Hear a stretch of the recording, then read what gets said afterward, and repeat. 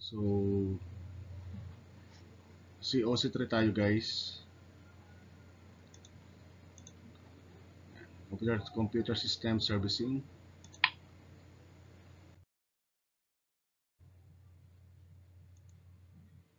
Operating System Installation Guides. So, Windows Server 2008 R2 installation. Setting up Active Directory. Adding roles to Windows Server 2008 R2. Creating group policy in Windows Server 2008 R2. Folder redirection. Creating new users in a domain controller. Changing workgroup setting to a domain. Joining the domain of Windows Server 2008 R2 on client computers. Installing printer on Windows Server 2008 R2. Sharing printer on Windows Server 2008. Printing document on client computer to Windows Server 2008 R2. Remote desktop computer.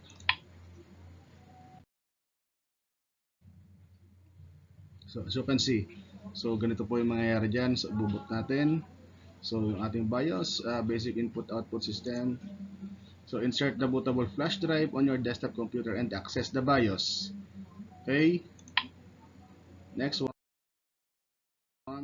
So ito po yung mangyayari dun sa ating computer. Select USB drive as your priority drive to boot. And then after that, go back to boot device priority and choose USB drive as first boot device. As you can see. Okay. Save the configuration and choose OK. Press any key when the message any key to boot from USB appear. And as you can see. So after booting on the Windows 2008 installer, the Windows starting app will appear.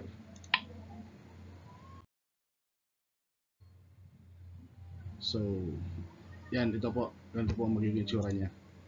So the next screen is the Windows setting up dialog box where you can change the language, time, and keyboard format. So all you have to do is just click next to proceed on next window.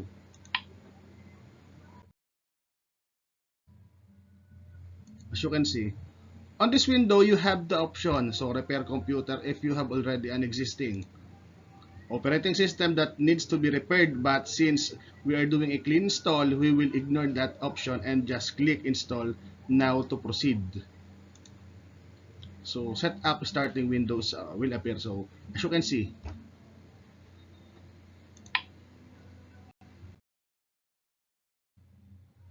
so yan guys, ganyan po ang mangyayari sa inyong PC, sa inyong in-install.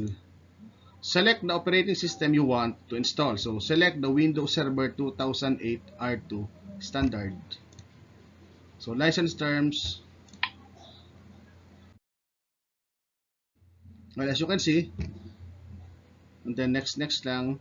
So which type of installation do you want? So since we are doing clean install, select custom install Windows only advanced.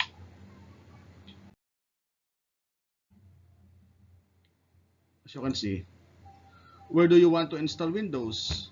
Okay, so here remember the requirements of Windows Server 2008 in the hard disk drive. So in allocating this space for drive C, make sure that it will meet the recommended space and will have a free space for future installation of other applications.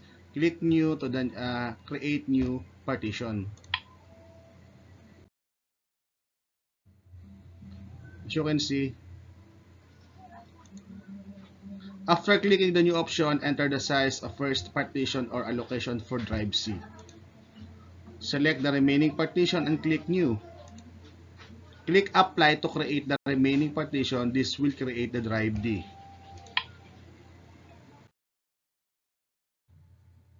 As you can see.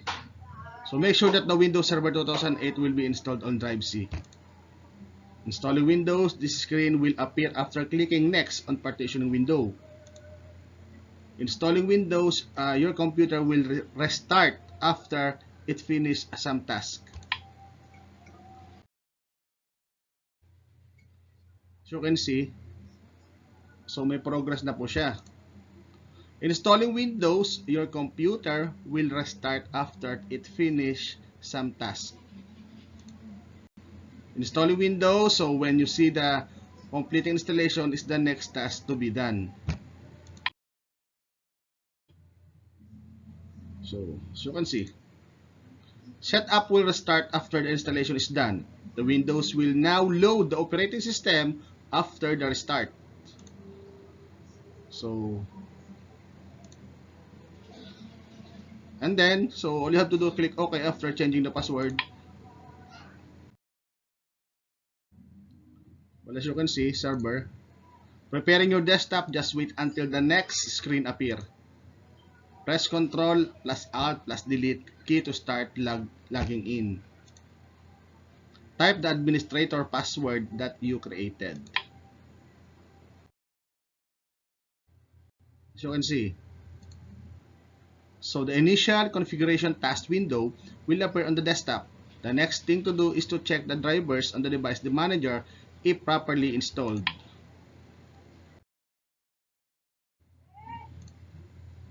How to set up Active Directory.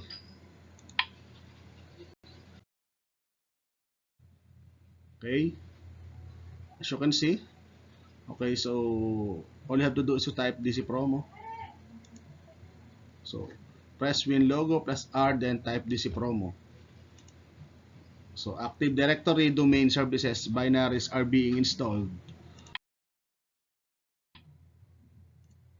So welcome to the Active Directory domain services installation wizard. Just click next.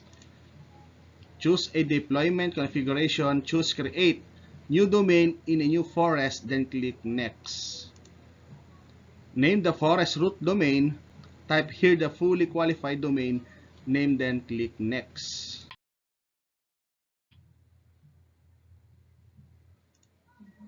Verifying NetBIOS name, just wait until the next screen appear. So set forest functional level. Since we installed Windows Server 2008 R2, we will choose it under forest functional level, then click next. So additional domain controller option, select DNS server, then click next. So static IP assignment, choose yes. So the computer will use an IP address automatically assigned by a DHCP server, not recommended. So Active Directory domain services installation wizard, just click yes here. Location for database log files, so just click next if you do not want to customize the locations of the database folder.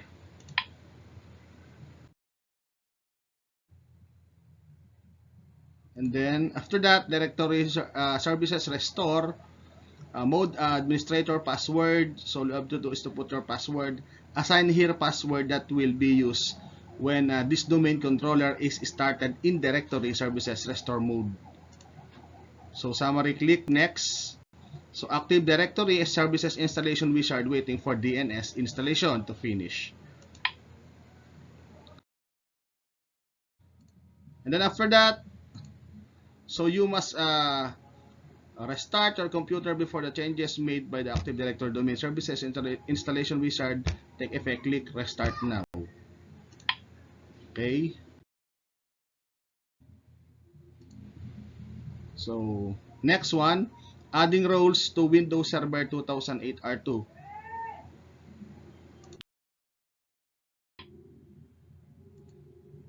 Click the start button, then click Server Manager. In Server Manager window, click Add Roles. Before you begin, read the list to tasks that you need to verify. So next lang yun. Okay, check DHCP server, then click install DHCP server anyway. So check remote desktop services, then click next. And then introduction to remote desktop services.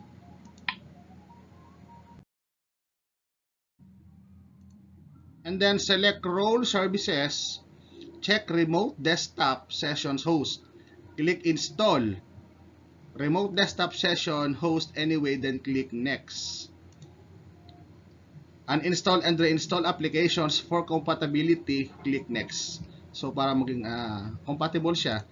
Okay, so specify authentication method. So next lang yan guys.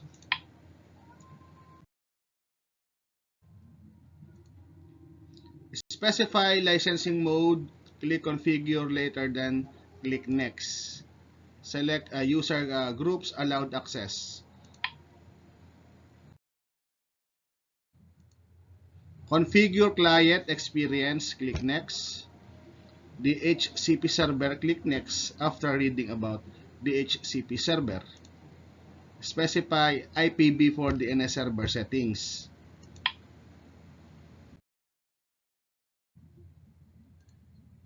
Specify IPv4 for Windows server settings. DHCP host, scopes rather. Configure DHCP5 B6. And then as you can see, so settings ko, click next. So next lang tayo dyan. Authorize DHCP server. Click use current credentials. Then click next. So next lang po ito.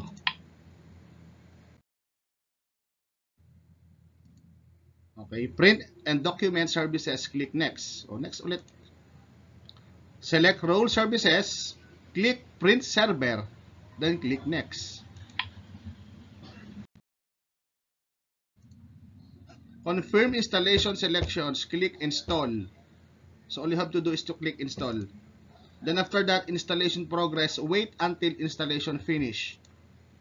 And installation results, click close. Okay, next, setting group policy.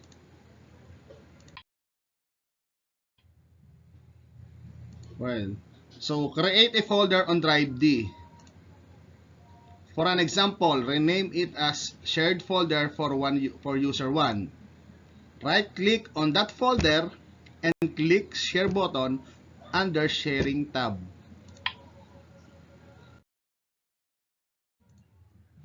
Under file sharing window, choose everyone on people on your network to share, then click add. Make sure the permission level is set to read and write. Click find people under the drop down arrow. Type authenticated users.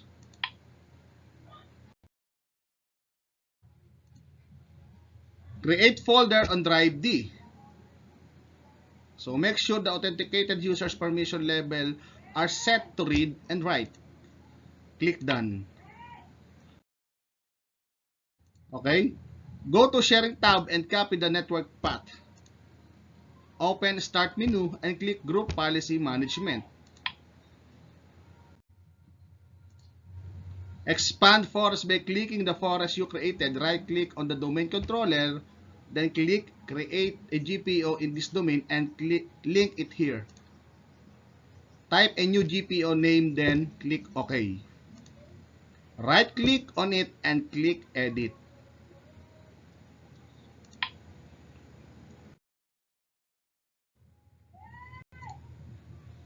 Open user configuration under group policy management editor. Open policies by double clicking it. Open Windows setting directory.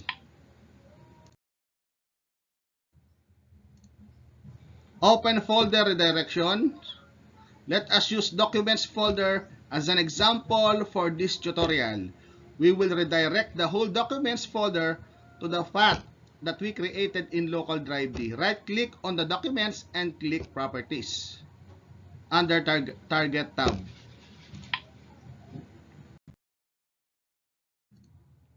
Okay, on target folder location, choose create folder for each user under the root path. On the root path, paste the path of the folder we copied in local disk D.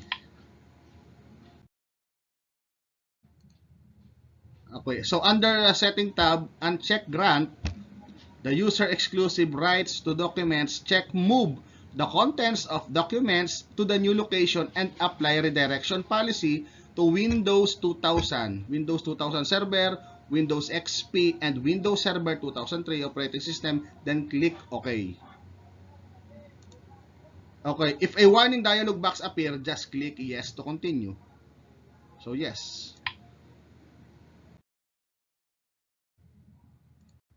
Okay, after that, creating users in Windows Server 2008 R2. Okay, open Start menu and click on Active Directory Users and Computers under Administrative Tools. Double-click the forest you created earlier. Right-click on Domain Controllers, choose New and click User.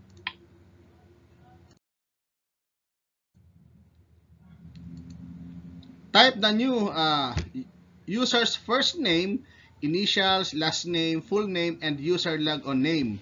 The user login name will be used to access the server. Click Next to continue. Type password for the user. So this password will be used for this account. Check on password never expires. Click Finish. Okay. So join Windows client to domain controller. To join Windows client to domain controller, domain network.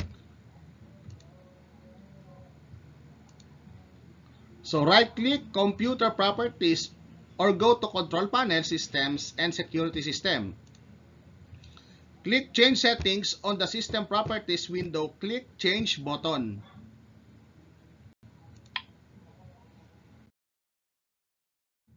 As you can see, Administrator, so select Domain and then type the domain name of your domain network. Click OK. The computer will then ask you to enter administrator account.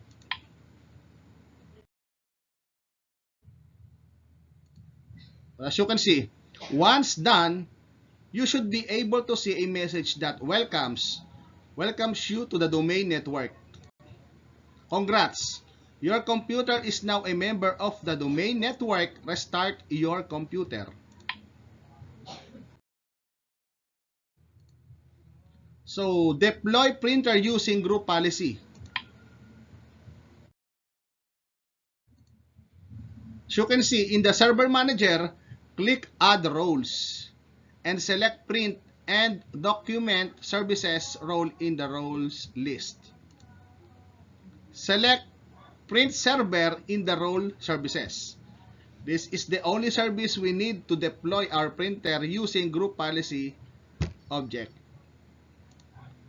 So just continue the installation and leave other settings by default until you reach the installation succeed window. Connect the printer, install its driver, and share. Note, refer to the printer manual on how to install its drivers.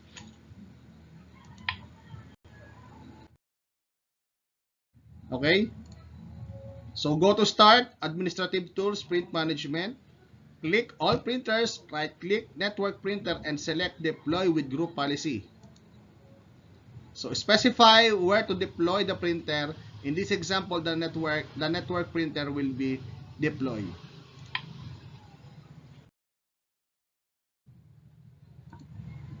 Create a new policy, right-click anywhere in the white space and select New. Type printer deployment, for example. So, and then deploy the printer by clicking Add button.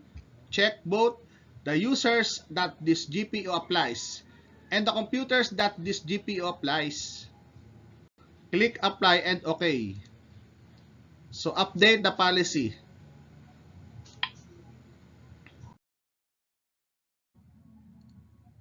Okay, so next, for remote desktop services in Windows 2008 R2. Okay, so the remaining of terminal server and its services. So previous name Windows 2008 terminal services server. Okay, as you can see, name in Windows Server 2008 R2, remote desktop services, remote desktop session host, remote desktop licensing, remote desktop gateway connection, and also desktop web access.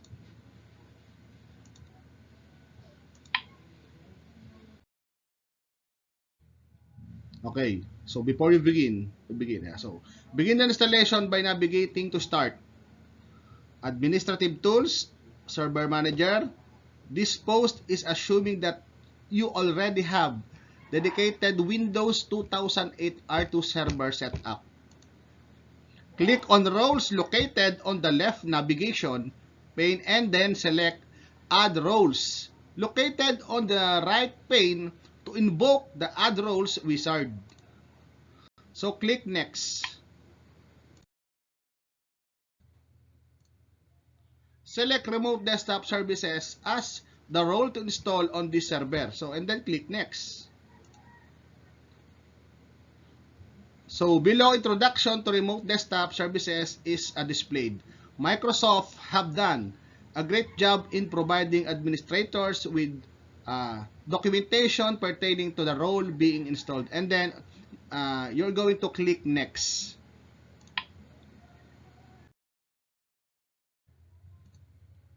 So this is a single server setup. So I will select all.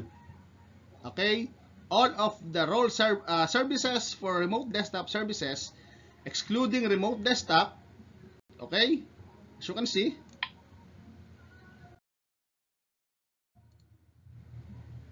Okay, so remote desktop host.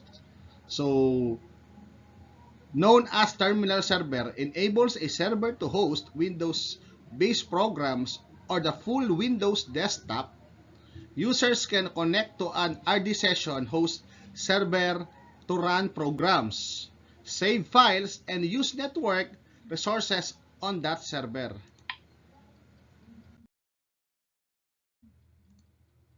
Okay, adding the remote desktop gateway and or remote desktop web access will prompt you to install other services that are prerequisites such as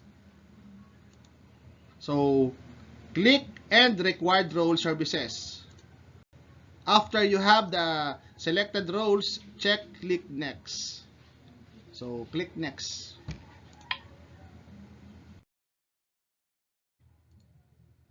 So the below warning will appear advising that it is recommended to install the remote desktop session host prior to installing any client applications.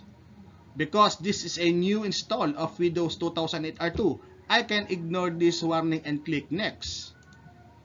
You will now be required to specify an authentication method for the remote desktop session host. The two options provided below are as follows. Click Next, specify your licensing mode. Click Next. Okay, as you can see, you will then prompt to select user groups that you would like to provide access to the remote session host server.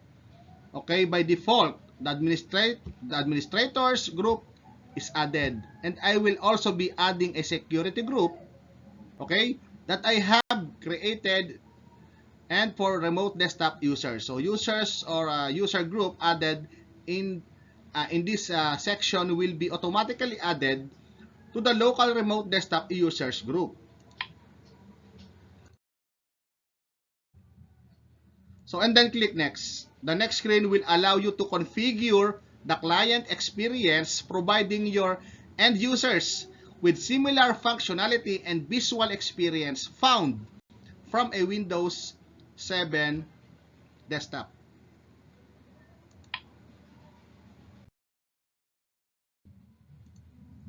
So and then click Next. The next screen provides you with the ability to configure discovery scope, okay, for licensing. Next one, and then click Next. Okay, requesting a server authentication certificate. Okay, click Next. The next screen introduces authorization policies for the gateway. Okay? Designed to provide users with the ability to log a remote desktop host. The next part of Wizard is all about creating RDCAP and RDRAP. Don't worry too much if you don't get ever right in the Wizard as all of this. Okay?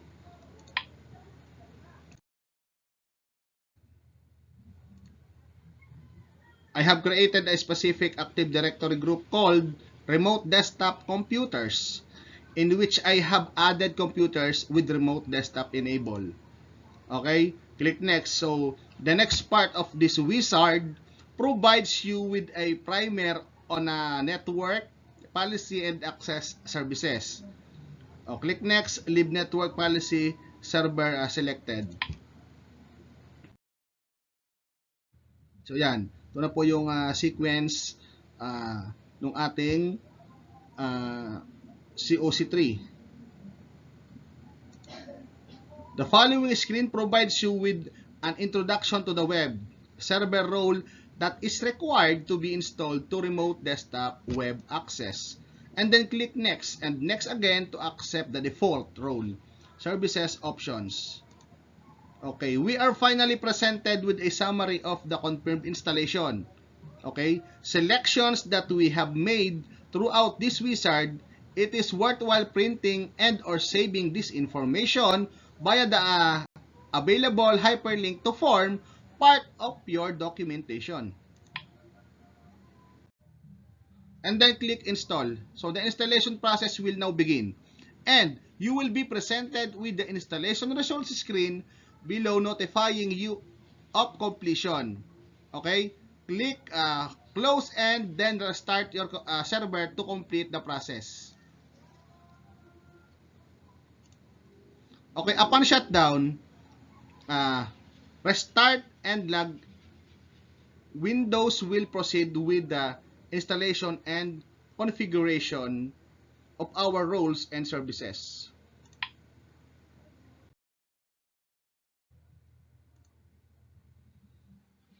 Okay, next, configure users for remote desktop connection.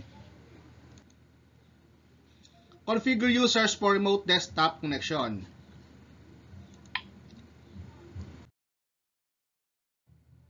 As you can see, remote desktop.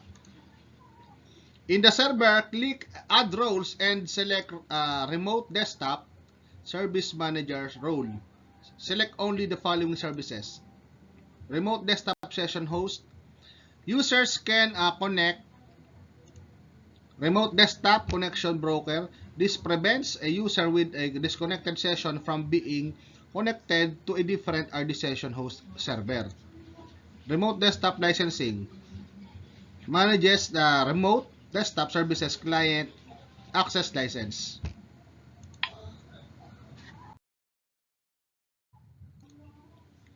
Well, as you can see, for level authentication, select required network level of authentication. Leave other settings by default. Just click next to continue the installation. By default, only administrators group are allowed to access the server remotely. Local security policy for terminal services should be configured to allow users of or groups using remote desktop services. So to allow users for remote desktop services, we will end remote desktop users group in the list of allowed groups for remote connection. Go to start, run, type secpol secpol.msc. So this will open a local security policy window, secpol.msc. And then after that, so in the local policy window, navigate to local policies, user rights assignment, and double click allow logon services. On the new allow, so remote desktop services properties window, click add user or group button, and then enter the remote desktop users group. There you have remote desktop users. Included in the list, click OK to close. Okay, now let's configure the any domain user available to a member of remote desktop users. Go to Start, Administrative Tool, Active Directory Users, and Computers. Select any available domain user.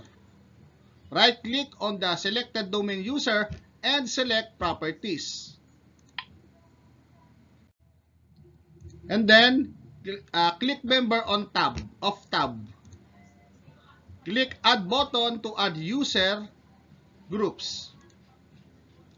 Type or enter remote desktop users, click OK to close.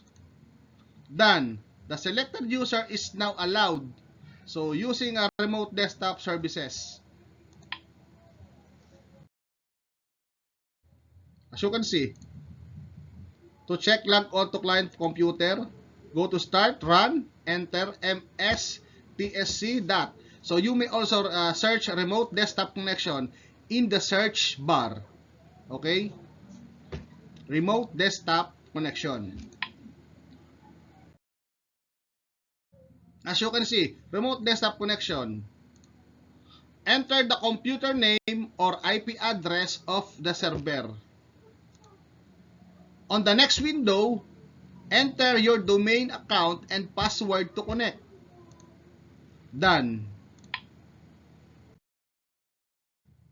So thanks for listening.